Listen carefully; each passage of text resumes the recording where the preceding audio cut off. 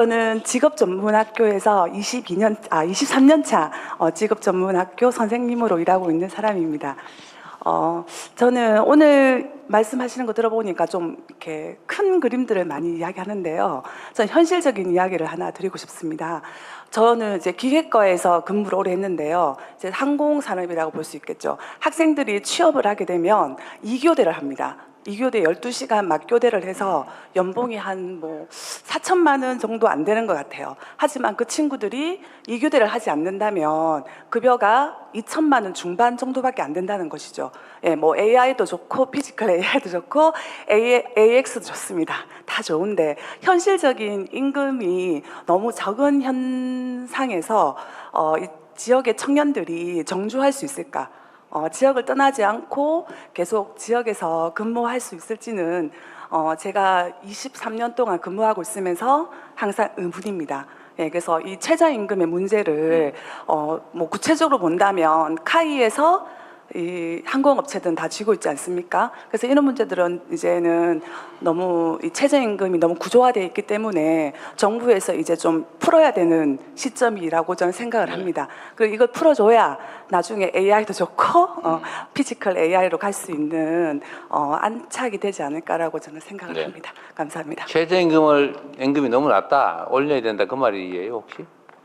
그게 아니라 이제 카이 직원들은 급여를 상당히 많이 받죠. 두산중공업이나 대기업 소속 직원들은 급여를 많이 받지만 그 밑에 있는 협력업체 직원들은 2교대를 그러니까 뭘 어떻게 하자고요? 예, 급여를 현실화를 하자는 거죠. 누가 어떻게? 그러니까 너무 이게 고착화되다 보니까 어디서부터 문제를 풀어야 될지 모르겠지만. 네, 일단 알겠습니다. 예. 저기 항공 분야도 그런 모양이네요. 이제 이게 지금 조선 분야도 그렇고 건설 분야도 그렇고 지금 제가 사실은 이것도 이제 어느 시점에선가 우리 사회의 주요 의제로 해서 한 번쯤은 좀 시끄럽게 논쟁을 한번 해야 될 일인데요. 우리나라는 임금 격차가 너무 심해요. 그러니까 대기업의 정규직, 대기업의 비정규직, 하청업체, 계열업체들의 정규직, 또 거기에 또 비정규직, 거기 또 여자, 남자 또 나누고. 그래서 이게 한 두 단계 지나가서 보면 대기업의 정규직하고, 그러니까 하청 계열업체의 비정규직하면 한 40%밖에 못 간다고. 지금 이게 현재 실제 그래요. 또 여성은 또 더 적어요. 이거를 해결을 어떻게든지 시작을 해야 되는데 지금은 사실 너무 엄두가 안 나서 일단 부동산 문제 좀 정리를 한번 하고 그럴까 생각 중인데 어쨌든 이거는 정말로 중요한 문제입니다. 양극화가 사회 발전을 가로막잖아요. 우리가 지금 성장 발전 잠재력이 이만큼 있는데 이게 자원과 기회가 골고루 나눠져서 다 제대로 풀로 효용을 발휘하면 이제 충분히 잠재력만큼 성장 발전할 수 있는데 이게 한쪽으로 확 몰려가지고 어떤 사람은 그 기회를 너무 남아서 못 쓰고 썩어 나가고 또 많은 사람들 기회조차 노리지 못해서 손가락 물고 그냥 놀아야 되면 그 사회가 발전할 수가 없죠. 이 양극화가 이런 문제를 이야기하는데 이걸 해결하면 사실은 모두가 행복한 파이를 키우는 길이 되죠. 근데 당장 현실에서는 그러지 못합니다. 제가 조선 쪽에 그런 얘기를 했어요. 전 세계적 경쟁력을 가지고 세계 최강의 조선 산업인데 제가 얼마 전에 울산 갔을 때 얘기 들어보니까 220만 원 주고 외국인 노동자를 데려다가 비자를 정해가지고 쓰고 있다고 어떤 분이 말씀하셔서 저는 속으로는 그거 좋은 일이 아닌데 그거야 하청업체 사장은 좋겠지만 그 지역 경제에 도움도 크게 안 되고 임금 격차만 심하게 하고 소위 노동 착취가 자랑도 아니다. 그래서 제가 얼마 전에 또 그것도 물어봤어요. 제가 기업분들 제가 자주 만나니까 조선산업의 인건비 차지 비중이 얼마나 됩니까? 네, 물어봤어요. 그러니까 한 17%에서 한 20%, 보통은 이제 어차피 한 10% 선이에요. 인건비가 계속 줄어들고 있어 비중이. 거기도 크게 차이는 안 나는 것 같더라고요. 그래서 그건 내가 다른 얘기는 할 수 없고. 근데 이 항공 분야도 마찬가지죠. 임금 격차가 너무 심해가지고 카이야마 본사의 정규직은 꽤 괜찮을 것 같아요. 지금 보니까 뭐 그렇겠죠. 근데 거기에 납품을 하는 하청업체들, 납품업체들의 정규직도 아니고 비정규직 이러면 아마 한 3분의 1도 안 될 거예요. 3분의 1 좀 넘게나 뭐 그러지 않을까? 반도 잘 안 될 거예요. 어쨌든 이 문제는 대한민국 국가의 지속적 발전을 위해서는 반드시 한 번쯤은 짚고 넘어가야 될 일입니다. 그런데 지금은 그게 너무 당연시되고 있어요. 예를 들어 비정규직이 월급이 적다. 그걸 당연하게 여겨요. 정규직이 되면 월급 더 받아야지. 그것도 당연하게 여겨요. 근데 사실 그게 당연하면 안 되는 거죠. 제가 보기에는. 똑같은 조건에서 똑같은 일을 하고 똑같은 효율을 낸다면 안정성이 떨어지는 데다 보수를 더 많이 주는 게 형평에 맞지 않습니까? 그래서 우리가 저기 호주 같은데 여름방학에 가서 알바하면은 그 정규직보다 더 많이 준다는 거잖아요. 왜냐하면 불안정하게 단기간 일을 하기 때문에 더 많은 보수를 주는 게 맞죠. 근데 우리는 반대예요. 알바일수록 더 적어요. 이게 사실은 우리 사회 발전 잠재력을 갉아먹고 있죠. 쉽지 않은 문제이긴 합니다. 그리고 정부가 그럼 어떻게 할 수 있냐? 최저임금을 올리면 해결이 되냐? 꼭 그렇지도 않아요. 최저임금 올리면 저항이 엄청나고 또 고용주들 입장에서는 최저임금이 올라가면 부담이 너무 커서 사회적으로 심각한 문제가 됩니다. 그리고 우리가 착각하는 게 하나 있는데 최저임금하고 적정임금은 달라요. 최저임금만 줘도 된다는 게 아니고 최저임금 밑으로 주면 안 된다예요. 그 최저선을 정한 거예요. 그것만 주면 된다가 아니라고요. 근데 우리는 어느 순간에 최저임금 그것만 주면 돼 라고 생각하게 됐어요. 그래서 정부에서도 전부 그러고 있더라고요. 보니까 정부에서도 다 최저임금으로 고용을 해요. 얼마 전에 그 우리 강원식 실장이 막 그 회의하면서 화내던 것도 있던데 365일에서 364일을 일을 시키고 퇴직금을 안 주고 있더라고요. 창원이야? 창원에서 그랬어요? 그래서 뭐 아니 그 말이 되냐? 대통령이 안 그래도 물론 그 제가 보기엔 계약은 그 이전에 한 것 같아요. 1년 지난 다음에 생긴 문제니까. 그렇게 하지 마라. 11개월 계약하고 퇴직금 안 주려고 내쫓았다가 2달 후에 다시 고용하고 또 정규직 안 만들려고 1년 11개월 심지어 1년 11개월 29일만 시키고 이게 뭐 하는 거냐? 국가가 모범적인 사용자가 돼야지. 적정임금을 줘야지. 최저임금만 주면 되겠냐? 근데 전국이 다 그러고 있어요. 그래서 제가 일단 방침은 정부는 앞으로 공공부문에서도 그렇고 고용할 때 적정임금을 준다.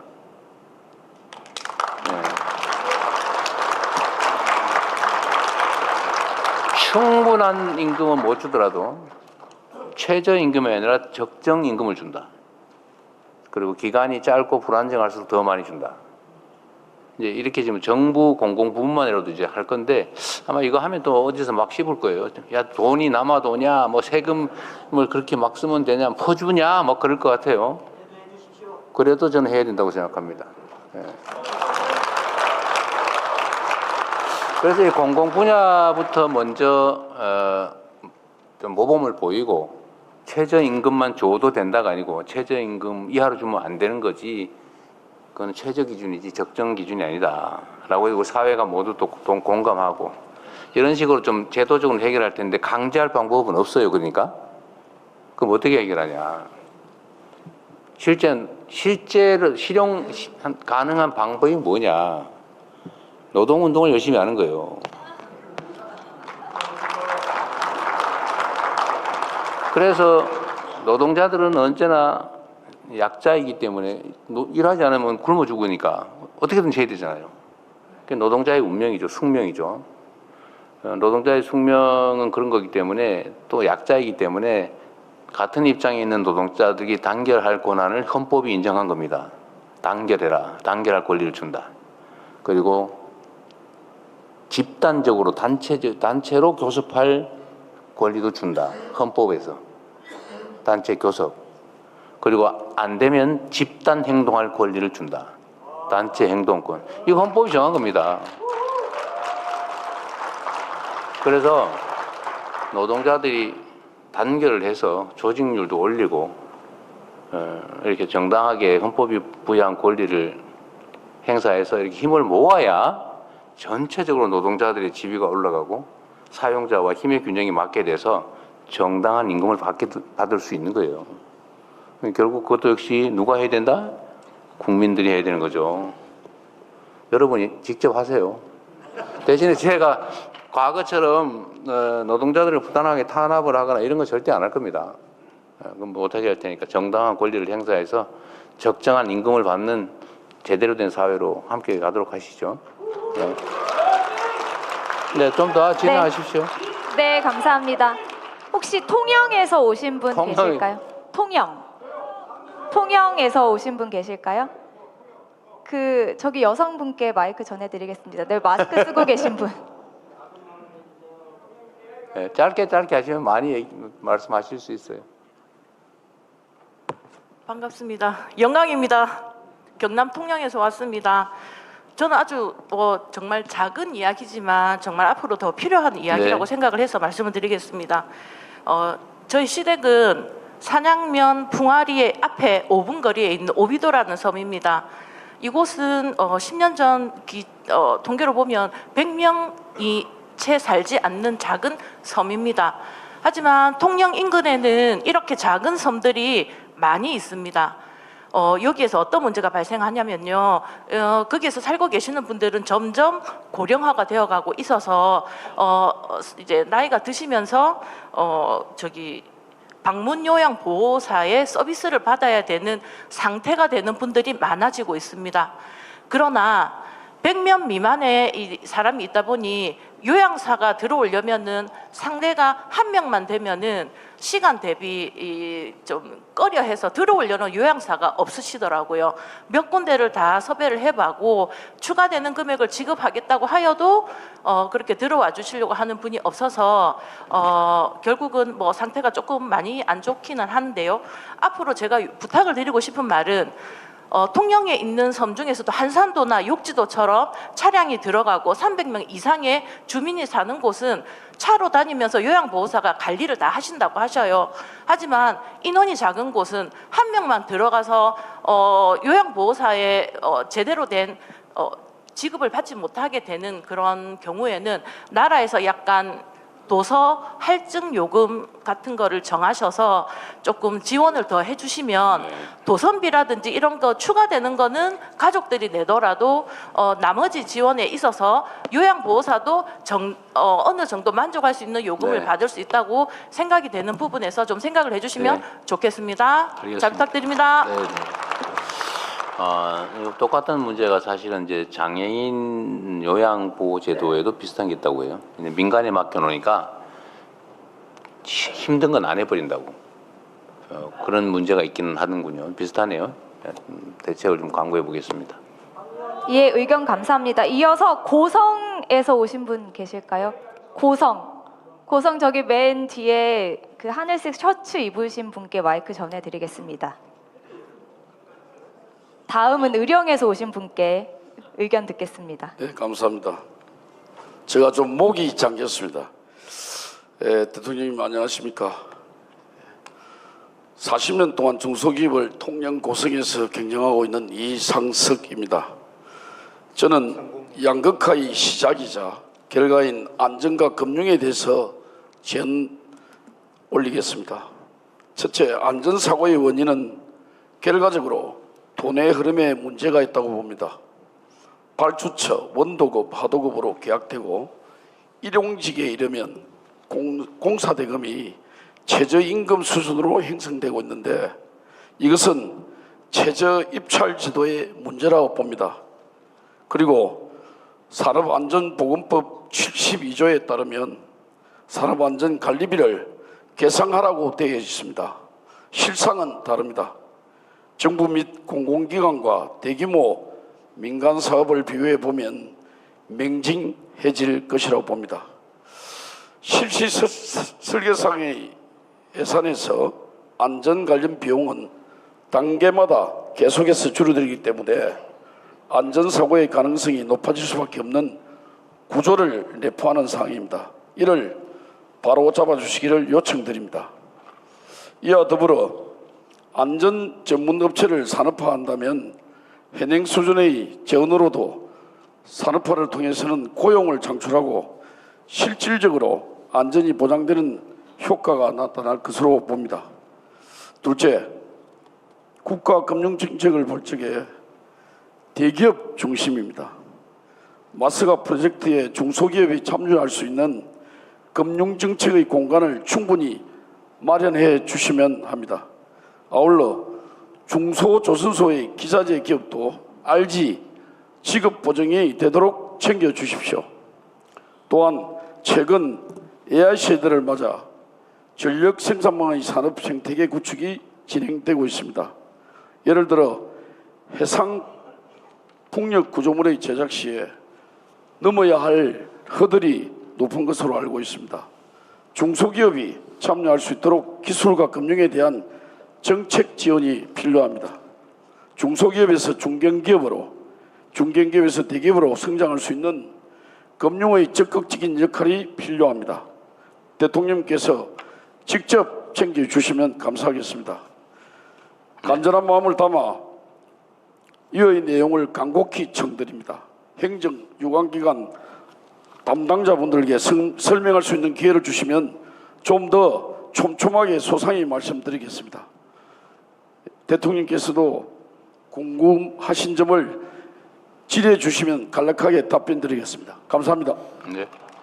예, 감사합니다. 자, 이야기 시간이 돼서 한두 분만 더 하는 걸로. 네, 그러면 제가 아까 예고해 드렸기 때문에 의령에서 오신 분 계시면 의령에서 오신 분 계실까요? 네, 저기 손 드셨는데 마이크 전해 드리겠습니다. 좀 그 축약해서 간략하게 부탁드리겠습니다.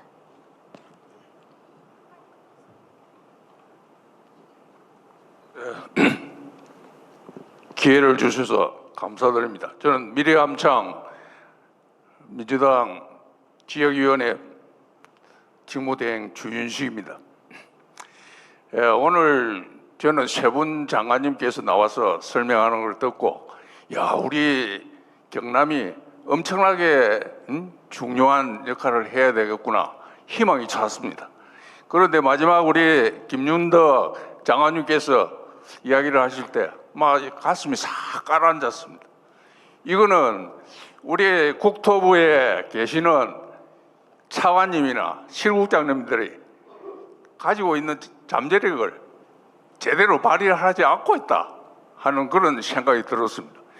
지금 현재 우리 김경수 지방시대위원장께서 5억 3턱에 대한 계획을 아주 참 고심해서 만들었습니다. 대통령께서도 이제 이것이 실행이 되면은 약 20조 원에 대한 지원을 해줄 것이라 이렇게 약속도 했습니다.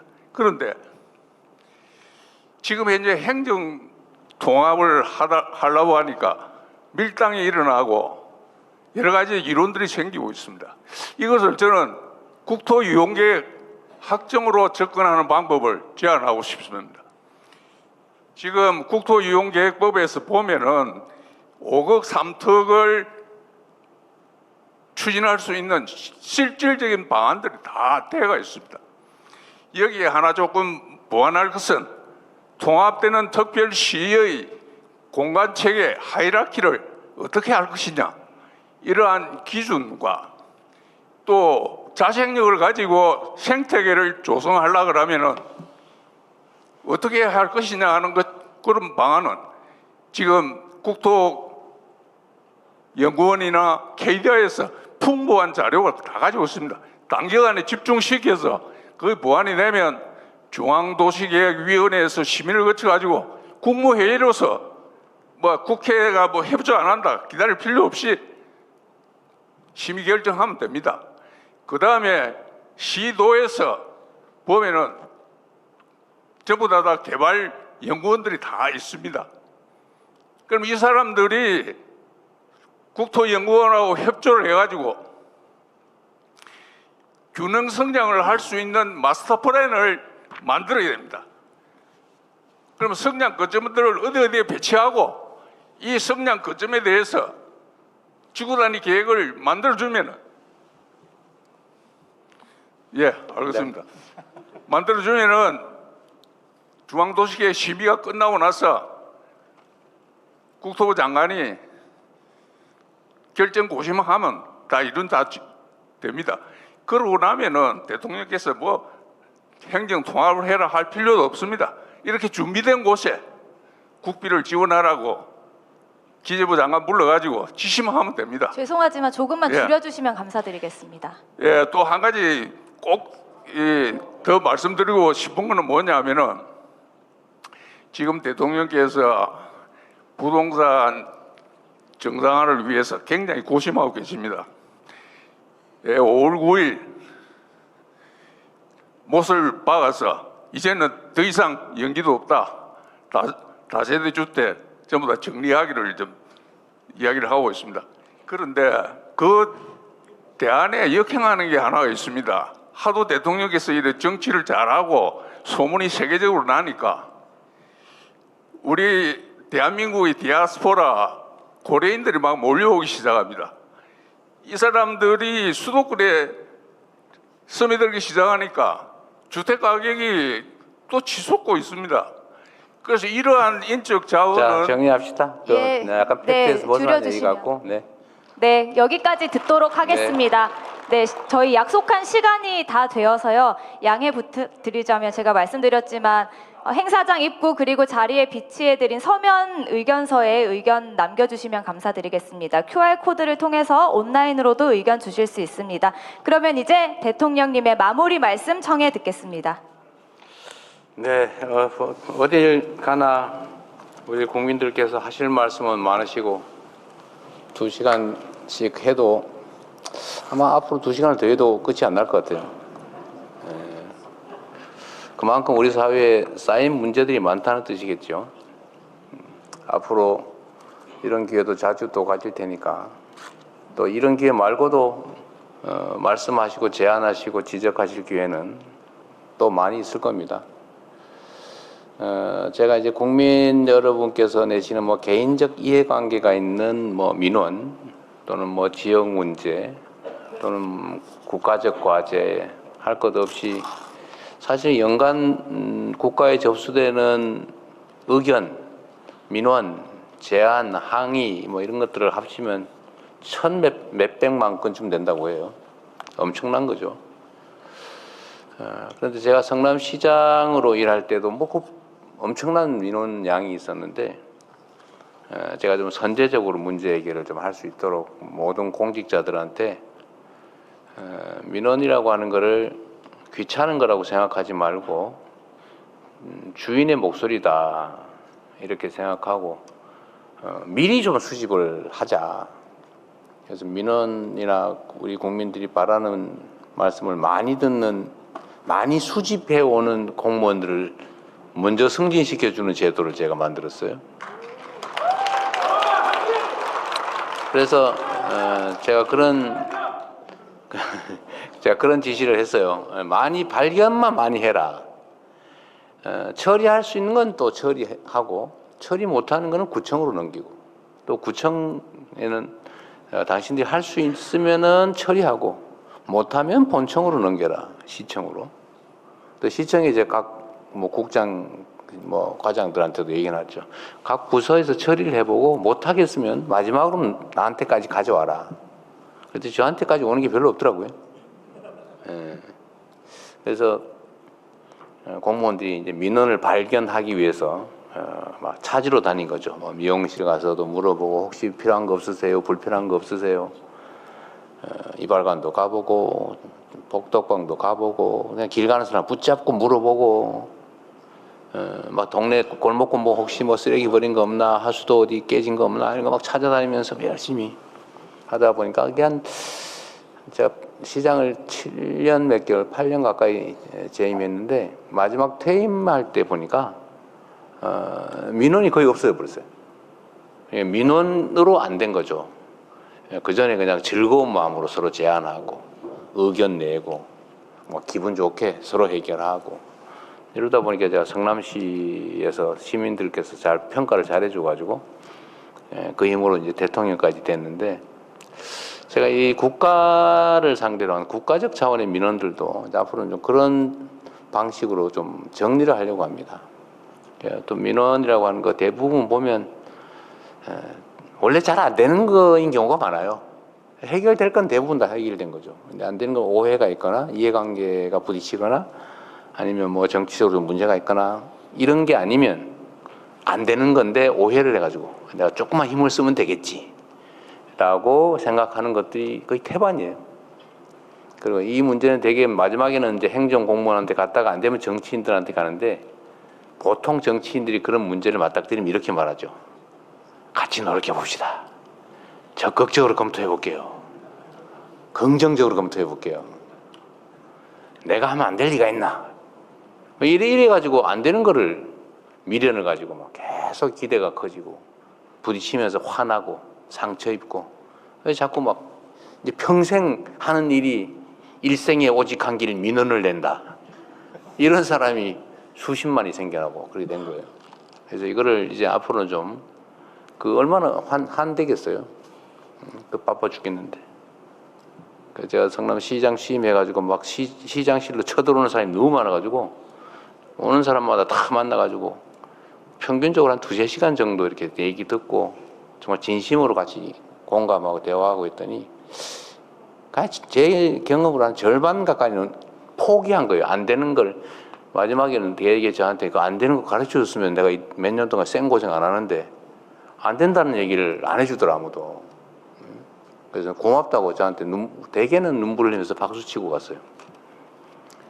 아마 우리 국민들께서도 생활 속에서 많이 이런 어려움들을 겪으실 겁니다.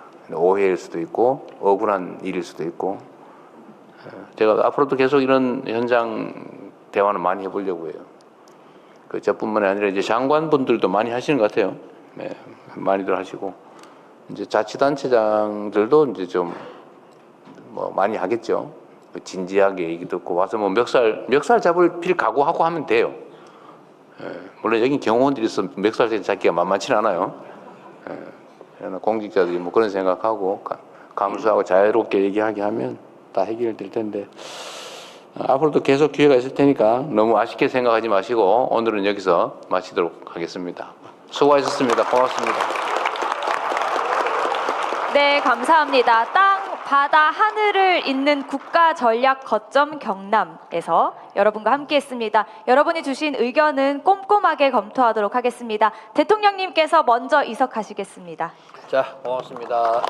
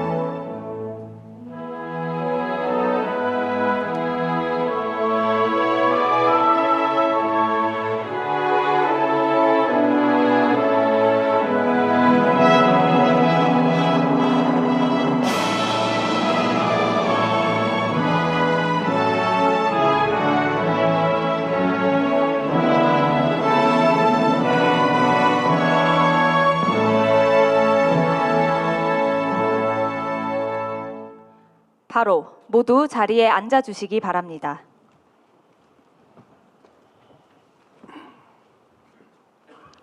네, 땅, 바다, 하늘을 잇는 국가 전략 거점 경남. 경남의 마음을 듣다. 이곳 경남에서 함께하고 있습니다. 오늘 자리는 대통령께서 직접 우리 경남도민 여러분의 목소리를 듣고 소통하기 위해 마련된 자리입니다.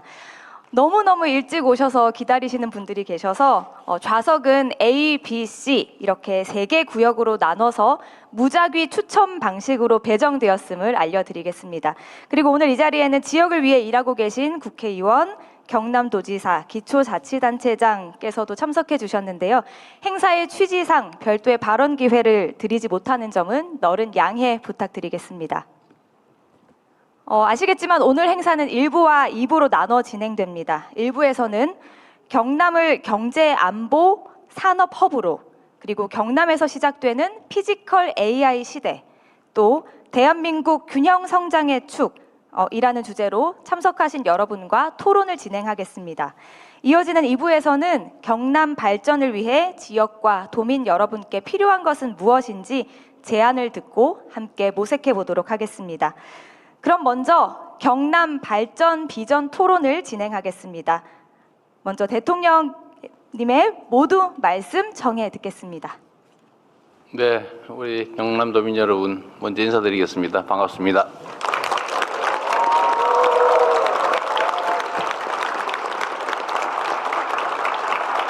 그리고 여기 우리 경남지사께서도 오셨는데, 거기 왜 맨 뒷줄에 가 계세요, 근데?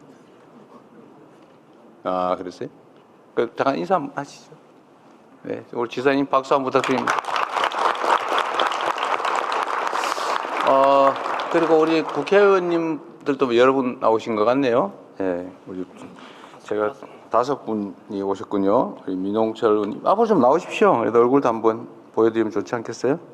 민홍철 의원님, 김정우 의원님도 계시고, 김종양 의원님, 네, 허성무 의원님하고 정혜경 의원님. 앞에 와서 좀, 그래도 이게 정치하시는 분들은 뭐 하고 있나 이렇게 보여드려야 되기 때문에, 네, 뭐, 같이.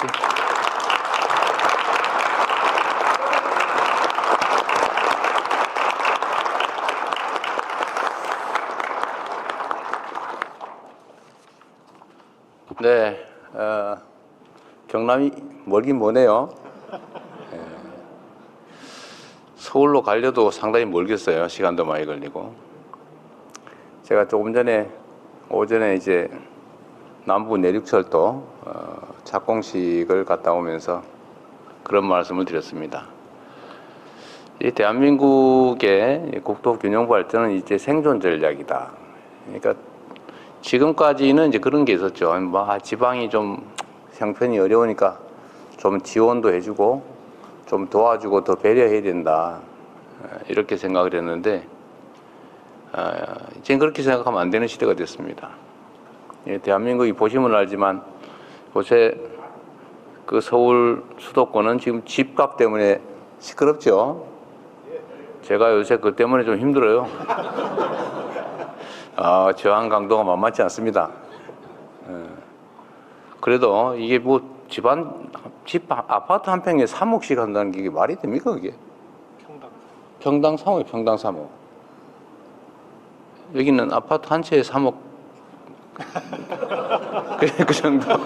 누가 그런 얘기 하더라고요. 홍준표 의원께서 그러셨나? 서울 아파트 한 채 값이면은 어느 지역에는 아파트 한 동을 산다고?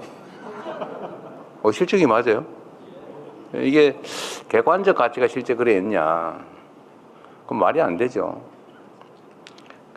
똑같은 돈을 예를 들면 뭐 아파트 한 채 뭐 100억, 뭐 80억, 그게 도대체 나는 이해가 안 되는데, 물론 개인들이 특별한 이유 때문에 나는 뭐 200억이라도 좋아.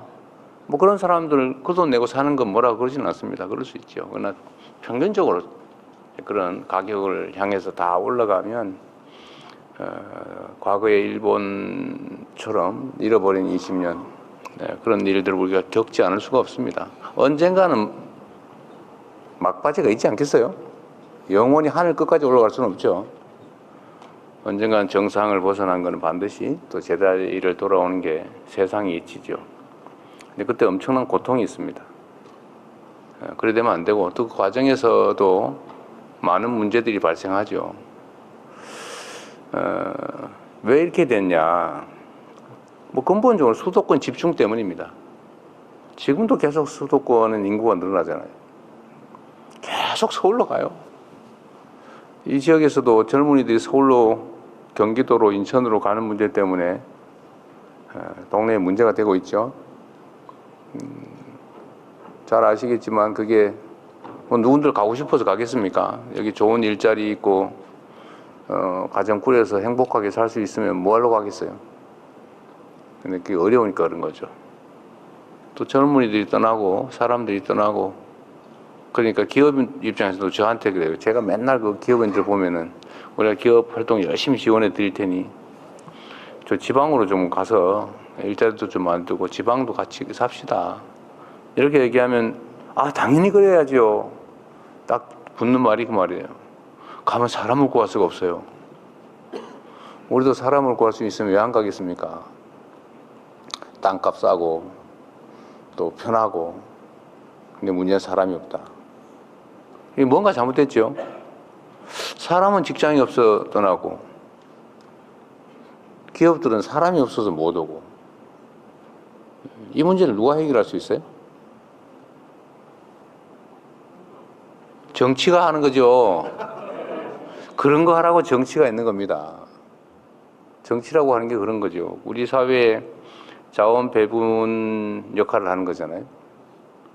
엄청 중요한 겁니다. 세상의 운명을 결정해요. 이 정치라는 거는 뭐 너무 잘 아시겠지만 사람으로 치면 머리 같은 역할을 하는 겁니다. 머리. 머리가 어떤 생각을 하냐에 따라서 동쪽으로 갈 수도 있고 서쪽으로 갈 수도 있고 절벽으로 떨어질 수도 있죠. 그게 머리가 하는 일이에요. 몸은 따라가잖아요. 정치라고 하는 것도 마찬가지로 이 생각하는 사람도 있고 저 생각하는 사람도 있고 우리 사회에 일로 가야 돼 하는 사람도 있고 저리로 가야 되는 사람도 있죠. 입장이 다양하니까. 근데 잘 대화하고 토론해서 합리적인 방향을 정하고 가야죠. 근데 그게 작동이 안 되는 경우가 있어요. 사람하고 사회하고 똑같다니까요. 머릿속으로 맨날 죽을 생각만 하는 사람이 있어요. 그럼 진짜 죽죠, 결국은. 맨날 살 생각만 하는 사람이 있어요. 잘 살 생각만. 그거 잘 살게 됩니다. 똑같은 조건이면. 정치도 마찬가지죠.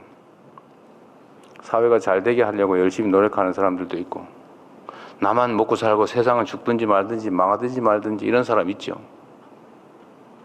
그런 사람들한테 맡기면 세상 망하는 거 아닙니까? 결국 그 사회의 자원을 배분하는 역할을 정치가 하게 되는데 문제는 이 정치는 정치인들이 하는 것처럼 보여도 결국은 누가 한다고요? 국민이 하는 거죠. 아, 저 사람이 잘하는구나. 기회를 한 번 더 줘야지. 저 사람 문제 있네. 다음엔 절대 못하게 해야지. 지금 당장 내쫓아야지. 라고 생각할 뿐만 아니라 실제로 행동해서 그렇게 만들면 정치하는 사람들이 자기 살아남기 위해서라도 국민의 뜻을 존중하지 않을 수 없지 않습니까? 너무 당연한 얘기죠. 그런데 왜 나쁜 사람들이 살아남을 수 있냐? 왜 이 사회를, 이 많은 국민들을 더 어렵게 만드는 사람들이 국민을 대표하는 자리에서 국민에게 해가 되는 일, 사회에 해가 되는 일들을 할 수 있냐? 실제로 하고 있는 경우가 있죠, 꽤. 요만큼 있다고 봐야 되겠죠? 실제 있습니다. 나는 노란색 좋아해. 부모 죽여도 노란색이 좋아. 내 인생 망쳐도 노란색 좋아. 이러면 이제 그건 노란색이라 노란색 구하기 쉽거든요. 뭐 이거 가면 팔잖아요. 더 예쁜 노란색 이런 거 사가지고 난 노란색 확실하지. 이렇게 살아남을 수 있으면 결국은 세상을 해치는, 국민의 삶을 해치는, 내 인생을, 내 자식들의 삶을 망치는 사람들이 나를 대표해서 내가 내는 세금으로, 내가 맡긴 권력으로 자기 이속을 챙기게 되는 거 아니겠습니까? 근본적으로 정말로 중요한 문제죠. 그래서 이 불균형 문제, 수도권 집중의 문제도 우리가 무슨 수를 써서라도 반드시 시정해야 됩니다. 나라의 모든 돈이 부동산 투기로 몰려가가지고 생산적 분야에는 돈이 제대로 가지도 않고, 그래서 이게 이상하게 되면 사회가 건강하지 못하고 발전하지 못하게 되는 겁니다. 사람도 마찬가지잖아요. 이 손발하고 머리하고 다 이렇게 심장하고 다 건강해야지, 골고루 다 피가 가고 영양이 가야지. 심장에만 이만큼 몰려있고, 머리 이쪽에만 한쪽이 이만큼 몰려있고, 손발에는 피가 안 가서 썩고 이러면 살 수가 있겠습니까?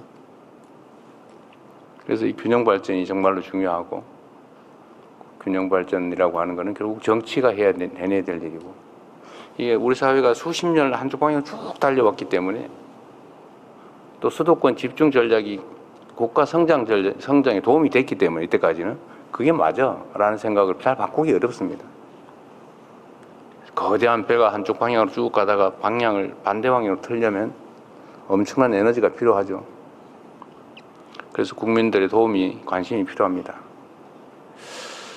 저는 최선을 다해서 균형 발전 전략을 수립하고 또 시행하려고 해요.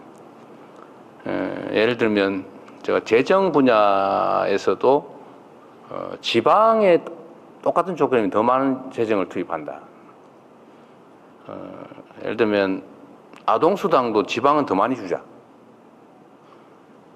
지역화폐도 지방에 더 많이 주자. 저는 이렇게 재정도 좀 많이 하고, 산업 배치나 아니면 기반시설 구축에도 지방에 더 많이 하자 이제. 그거 쉽지가 않습니다. 그런데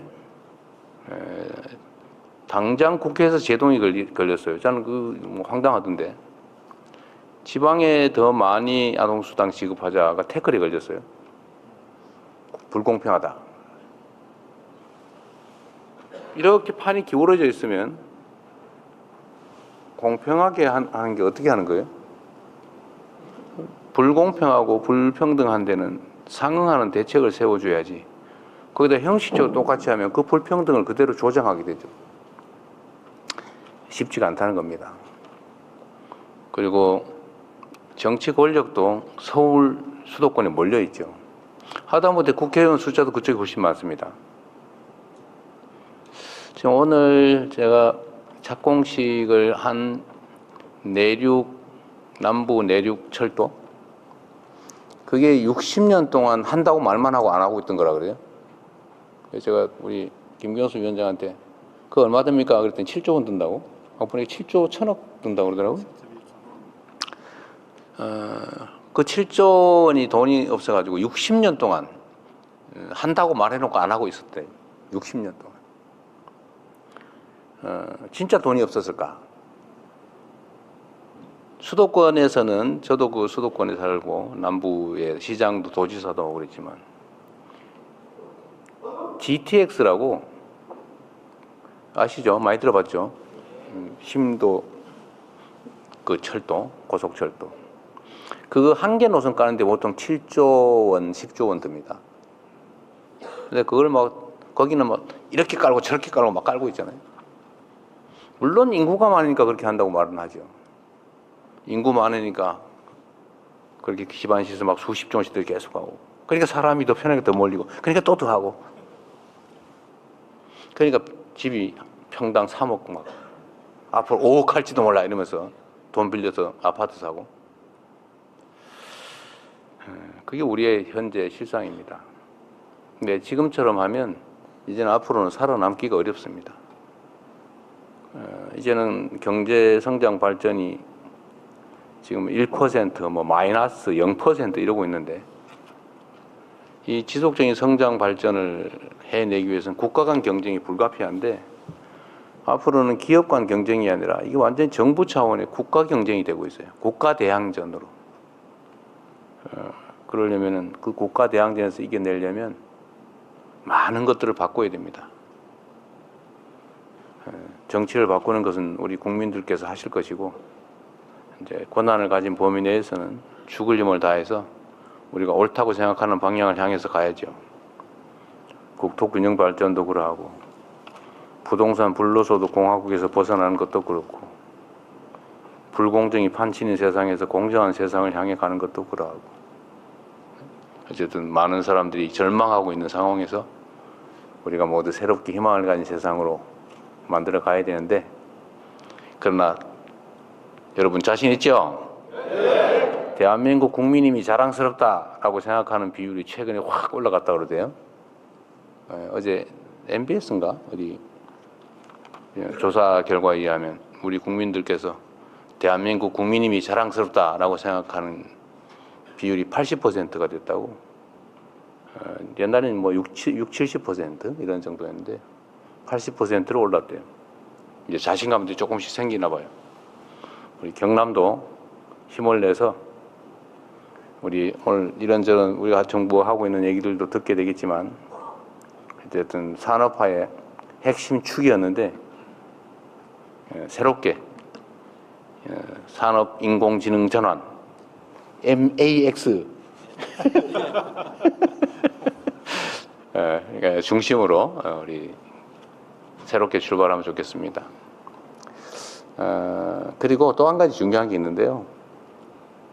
이게 이제 국가 간 총력 경쟁이 되다 보니까 그 국가적 역량이라고 하는 게 여러 가지 측면에서 이렇게 부딪히게 됩니다. 그 중에 저는 예를 들면 뭐 기술력, 교육 역량, 아니면 인적인 뭐 기술 능력, 뭐 교육 수준 뭐 이런 등등도 매우 중요한데, 예를 들면 자본의 총량이라든지 다 중요한데, 저는 더 중요한 게 있다고 생각해요.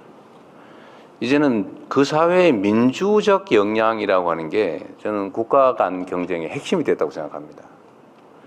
대한민국이 왜 이렇게 역동적이고, 대한민국이 뭘 하더라도 그냥 엄청난 속도도 빠르고, 그런 게 대체 어디에서 온 걸까? 그 저력은 어디에 있을까? 저도 많은 생각을 해보는데, 대한민국 국민들의 민주적 자질, 역량 때문인 것 같아요. 우리는 불공정한 거 잘 못 견뎌내거든요. 그리고 뭐든지 열심히 하잖아요. 제가 연구개발이나 기술개발 보면, 야, 우리나라 기술자들, 우리나라 기업들, 우리나라 연구자들, 과학자들 뭐 이렇게 빨리 잘 해내지? 이런 생각이 들 때가 많습니다. 제가 속으로 대단한 국민인데, 저도 자랑스러울 정도로. 근데 그 핵심은 역시 내가 주인이다, 내가 이 사회의 주체다 라고 생각하는 그 민주적 역량, 그게 대한민국의 큰 힘인 것 같습니다. 이 경남은 대한민국 민주주의의 또 본거지이기도 하죠.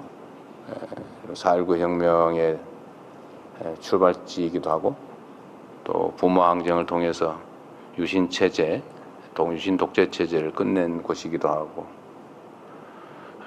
저는 그 저력이 여전히 이 지역에 남아있다고 생각합니다. 근데 그 힘을 모아서 희망이 있는 새로운 지역으로 함께 나가면 좋겠습니다. 화이팅!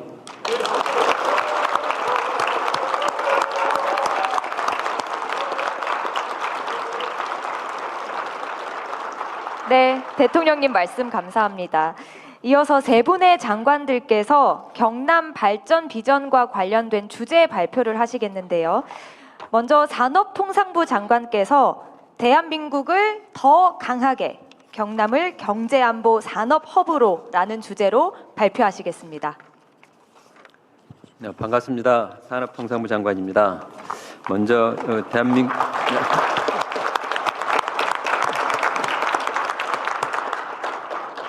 우리 대한민국 제조업의 힘, 오늘날 산업화의 저력을 키워주신 우리 경남도민 여러분께 먼저 진심으로 감사드립니다.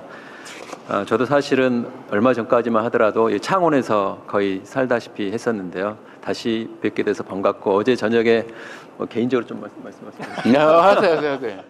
여기 창원에 있는 호텔에서 하고, 아침에 우리 기업분들 또 창원대에서 같이 행사하고 계속 했었는데, 하면서 제가 몸담고 있는 회사보다는 훨씬 더 창원이 더 크고 깊고 넓은 산업의 기반을 가지고 있어서 오늘 보고드린 내용들이 그런 경험들을 바탕으로 창원 그리고 경남을 훨씬 더 한 단계 업그레이드 되는데 최선을 다하겠다는 말씀을 먼저 드리면서 시작을 하겠습니다. 우리 하정우 그 GPT도 여기 경남 출신에서 일했다던데? 네, 저기 제가 고향은 부산이나 2004년부터 2005년까지 삼성행 거제조선소에서 시스템을 열심히 개발했었습니다. 그리고 지금 현재 저희 본가 주소가 경상남도 창원시 진해구로 또 되어 있습니다. 다른 책임지세요. 잘해서 경남 책임진다. 오늘은 다른 어느 지역하고 좀 다른 주제를 정해봤습니다. 대한민국을 더 강하게 경남을 경제안보 산업의 허브로라는 제목으로 보고를 드리겠습니다. 먼저 숫자 2개가 있습니다. 제가 수년 전 창원에 왔을 때 어느 분이 저한테 알려준 숫자였는데 마이너스 300m, 17,000m 이야기를 하길래 이게 뭐냐고 했더니 마이너스 3,000m는 우리 경남에서 만드는 잠수함이 들어갈 수 있는 바닷속 깊이, 17,000m는 이 경남에서 만드는 항공기가 올라갈 수 있는 높이 하면서 바다와 하늘을 그 양쪽을 지키는 대한민국 안보의 크기가 저 정도 된다는 말씀을 하셨던 게 기억이 납니다. 그 두 가지가 바로 바다와 하늘에서 첨단 기술을 가지고 지키는 경남의 힘이고 곧 대한민국의 안보의 힘이라고 생각합니다. 그 중심에 경남이 있습니다. 오늘날 경남이 보유한 기계, 항공, 에너지, 조선, 방사는 모두 대한민국 1, 2위를 다투는 글로벌 주력 산업군이 되었습니다. 아울러 경남의 GRDP도 수도권을 제외하고는 1위, 그리고 꾸준히 현재 상승하고 있는 상황입니다. 특히 경남의 산업은 최근에 아주 글로벌 차원에서 부각되고 있는 경제안보 특성 때문에 국가적으로도 더욱 중요하게 부각되고 있습니다. 평상시에는 수출과 일자리를 만들어내고 유사시에는 국방과 안보를 직접 뒷받침하는 전략적인 물자와 자산으로 작동합니다.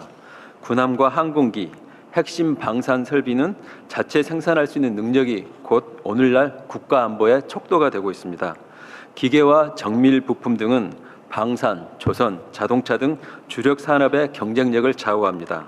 또한 원전과 조선 산업은 안정적인 에너지 공급, 효율적인 해상 물류 등 핵심적인 경제 안보의 핵심 인프라입니다.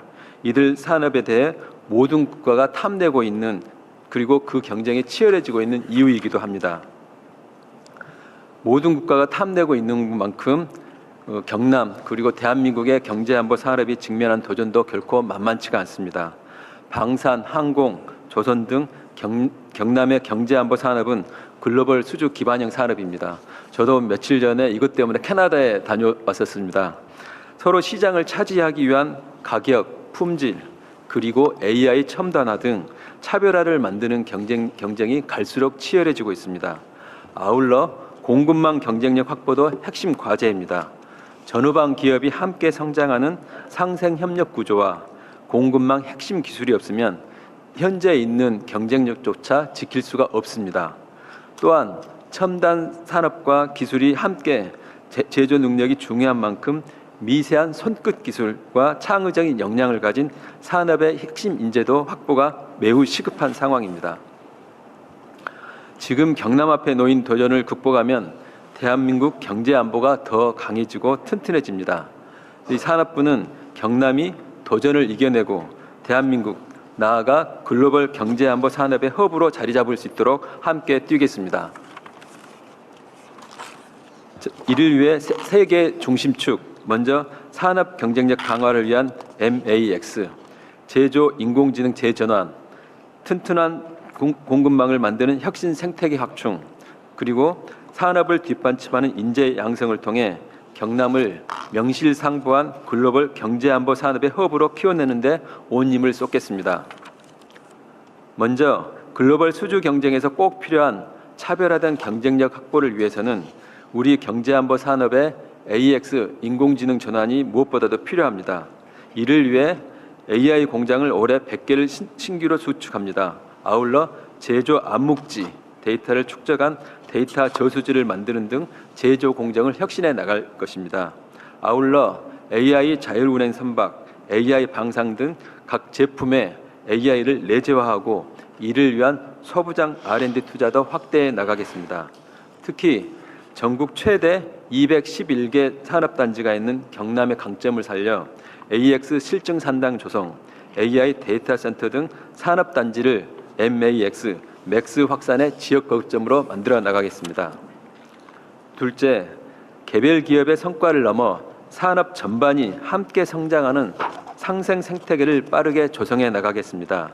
앵커 기업과 협력업체가 기술 개발 단계부터 함께 참여하고 해외 수주와 수출까지 함께 협력하는 동반성장 생태계를 만들겠습니다.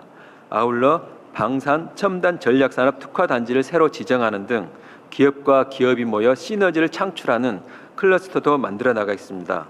수주와 기업 활동을 지원하는 상생금융 지원을 통해 지역 일감과 일자리도 늘려나가겠습니다. 아울러 대표 업종별로 산업 공급망도 더욱 튼튼하게 확대해 나가겠습니다. 슬라이드 넘겨주십시오. 네. 경남에 K조선 전체의 약 40%에 달하는 중소조선과 기자재 업체가 밀집되어 있는 만큼 중소기자재 경쟁력 강화 대책을 상반기 중에 마련하여 시행할 예정입니다. 아울러 첨단 기계 분야에서는 지능화 등 공급망 핵심 기술의 국산화와 실증, 상용화를 연속적으로 지원하고 미래 탄소 저감에 필요한 친환경 R&D도 중점 지원하겠습니다. 방산 항공 분야의 경우에는 민간의 혁신이 국방 분야에 진입할 수 있도록 AI 스타트업의 진입 장벽을 대폭 완화하고 혁신 기술의 상용화를 촉진하겠습니다. 아울러 산업 경쟁력의 에너지의 중요성이 점점 커지고 있는 만큼 차세대 원전과 해상 풍력 등 에너지 제조 생태계 조성에도 더욱 주력해 나가겠습니다. 다음, 경제 안보의 마지막 퍼즐은 아까 조금 전에 대통령님께서 말씀하셨던 인재입니다. 핵심 인력의 두뇌와 현장 인력의 손끝 기술에서 기술과 제품의 차이가 만들어집니다. 특히 경남의 기계 산업들은 손끝 기술이 무엇보다도 중요한 곳입니다. 기업이 필요로 하는 인력이 적기에 공급될 수 있도록 기계, 방산, 항공, 조선 등 산업별로 맞춤형 인재를 양성해 나가겠습니다. 지역 인재가 지역 산업에서 일하고 싶고 정착하고 싶은 환경을 만들기 위해 지역 문화 산단도 조성해 나가겠습니다. 경남이 세우는 경제안보 산업의 기둥, 우리 산업부가 함께 나가겠습니다. 감사합니다.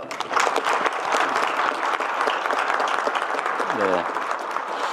우리 다음 진행하기 전에 나 여기 배치표를 보니까 우리 경남지사님이 원래 맨 앞줄에 이렇게 자리를 마련해놨는데 왜 뒤로 가시는지 모르겠는데 저기 자리 좀 앞에 하나 만들어 드리세요. 그 뒤에 아니 그러시면 안 돼. 네, 앞에다 하나 해주세요.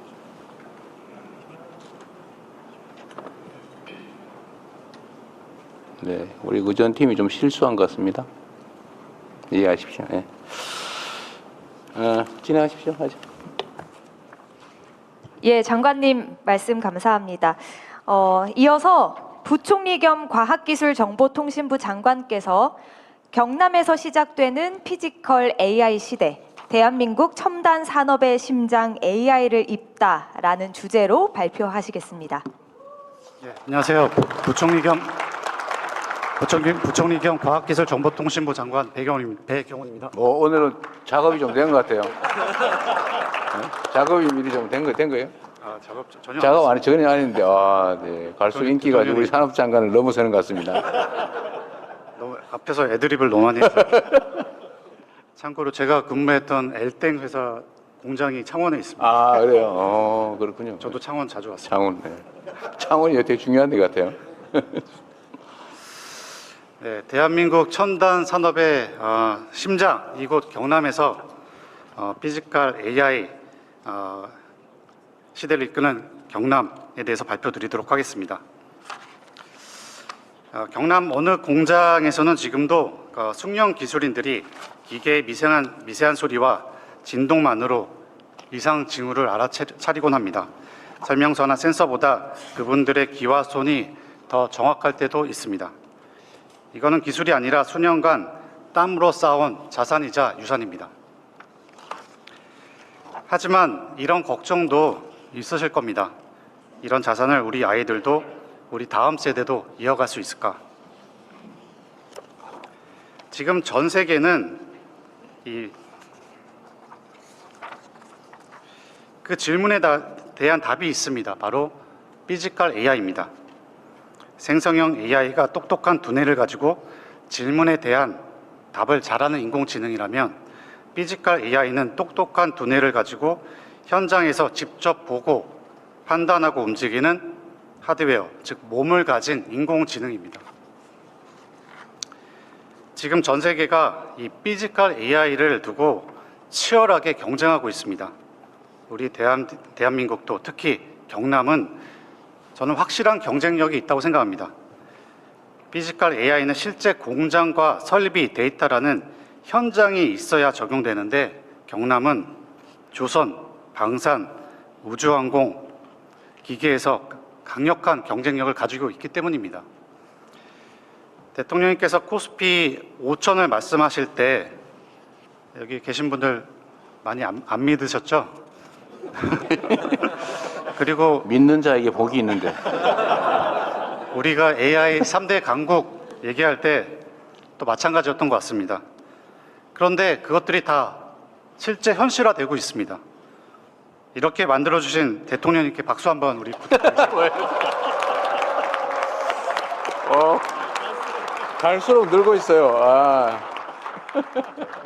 저도 마음만 먹으면 할 수 있습니다. 네, 진행하겠습니다. 네, 올해부터 이렇게 피지컬 AI POC 경남에서 진행했고요. 실제 적용하는 대형 R&D 과제가 이제 올해부터 본격적으로 시작됩니다. 경남의 첨단 산업을 발판으로 피지컬 AI에서도 선도 국가로 자리매김할 수 있도록 최선을 다하겠습니다. 그러면 피지컬 AI에 강한 경남을 위해서 4가지 전략에 대해서 말씀드리겠습니다. 첫 번째로 오늘 오전에 제가 이제 플라스틱 사출 공장 방문해서 피지컬 AI, AX 관련된 논의가 있었습니다. 숙련 기술인들의 경험에 의존하던 공정을 AI와 디지털 트윈으로 불량률을 30%에서 10% 줄이고 설비 가동률 60%에서 80%로 향상시키는 작업들이 진행되고 있었습니다. 이걸 보면서 진짜 그 대통령님 늘 강조하시는 것처럼 답은 책상이 아니라 현장에 있다라고 다시 한번 확신할 수 있는 시간이었습니다. 그래서 첫 번째 전략은 현장을 가장 잘 아는 인공지능을 경남에서 만드는 것입니다. 공장을 컴퓨터 안으로 그대로 옮겨놓고 미리 고쳐보고 사고를 예방하는 똑똑한 AI 공장을 만들도록 하겠습니다. 두 번째로 경남의 첨단 산업 고도화 차원에서 세계 최초의 소형 원자로 탑재 선박 상용화에도 도전하겠습니다. 내년부터 다양한 회상 환경의 데이터 분석과 AI 시뮬레이션을 원자로 모듈의 이동, 탑재, 운용 전 과정에서 적용하면서 안전하고 친환경적인 선박 개발, 연구 개발을 시작하도록 하겠습니다. 우주 항공 분야에서도 국산 인공지능 반도체와 독자적인 AI 모델을 활용해서 우주에서 활용하는 우주 데이터 센터를 개발하고 우주 실증 사업도 추진하겠습니다. 뿐만 아니라 위성 개발에 있어서 파편화된 개발 체계를 통합하고 개별 기업이 갖추기 어려운 인프라를 지원해 경남을 기업들이 모여드는 위성 산업의 중심지로 만들겠습니다. 첨단 소재, 바이오, 에너지 분야에서도 인공지능으로 개발 속도를 높이고 실패를 줄이겠습니다. 수많은 실험이 필요한 신소재 개발을 소재 특화 AI 모델로 앞당기고 대량의 바이오 데이터를 빠르고 정확하게 분석하여 질병을 조기에 진단하고 신약의 효과성을 높이는 정밀 의료 AI를 경남에서 먼저 싹트게 하겠습니다. 또한 인공지능 전력망 분석 플랫폼을 통해서 경남 산업 현장의 전력 효율과 안정성도 높이겠습니다. 세 번째 전략입니다. 지역 기업과 청년이 주인공이 되게 하겠습니다. 경남의 많은 지역 기업은 훌륭한 제조 역량을 갖추고도 중국과의 가격, 기술 경쟁 속에서 많은 어려움을 겪고 있습니다. 경남의 기업이 혼자 고민하지 않도록 디지털 혁신 거점, 강서 연구개발 특구 등을 통해 인공지능 기술 개발과 인재, 데이터를 밀착 지원하겠습니다. 참고로 경남은 우리 강서 연구개발 특구가 3개 있습니다. 전국에 13개가 있는데 각 지방 정부별로 하나씩 있는데 경남은 3개나 가지고 있습니다. 가기정통부가 그만큼 경남에 관심이 많습니다.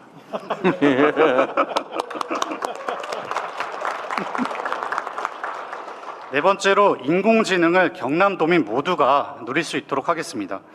먼저 도민의 생명과 터전을 위협하는 산불, 특히 야간이나 짙은 안개 속에 화재처럼 사람이 접근하기 어려운 상황을 인공지능이 먼저 대응할 수 있도록 하겠습니다. 또한 올해부터 시작되는 경남의 AI 디지털 캠퍼스를 통해서 우수한 디지털 전문 인재를 양성하고 도내 우체국, 주민센터 등에 설치된 AI 디지털 배움터를 통해서 국민 누구나 인공지능을 배우고 활용할 수 있는 환경을 만들겠습니다. 아울러 작년 12월부터 진행 중인데 우주항공과학관을 설립 중에 있습니다. 경남이 미래과학기술 교육의 현장이 될 수 있도록 하겠습니다. 오늘 함께해 주신 많은 분들께서 인공지능이 우리 사람의 일을 빼앗는 것 아니냐 이런 걱정하실 수도 있겠지만은 경남에서는 인공지능이 사람을 대체하는 기술이 아니라 사람과 공존하면서 위험을 줄일 수 있도록 상생 발전하도록 하겠습니다. 대통령께서 강조하시는 어디서나 살기 좋은 지방시대, 그 비전을 이곳 경남에서 인공지능으로 분명하게 보여드리겠습니다. 경남의 대도약, 정부가 앞장서고 경남의 산하경과 함께 만들어가겠습니다. 감사합니다. 김정화 장관님 요새 불안하시죠? 오늘 갑자기 불안감이 음습해 오지 않습니까? 네, 좀 분발하셔야 될 것 같습니다. 네, 장관님 감사합니다. 이 행사가 KTV와 또 여러 유튜브 채널을 통해서 생중계되고 있는데 저도 잠깐 댓글을 봤는데 장관님 진행 실력이 저보다 낫다라는 걸 봤습니다. 저야말로 좀 불안해지는 것 같습니다. 네, 다음으로는 국토교통부 장관께서 대한민국 균형 성장의 축, 경남 발전의 길을 잇다라는 주제로 발표하시겠습니다. 예, 국토부 장관 김윤덕입니다.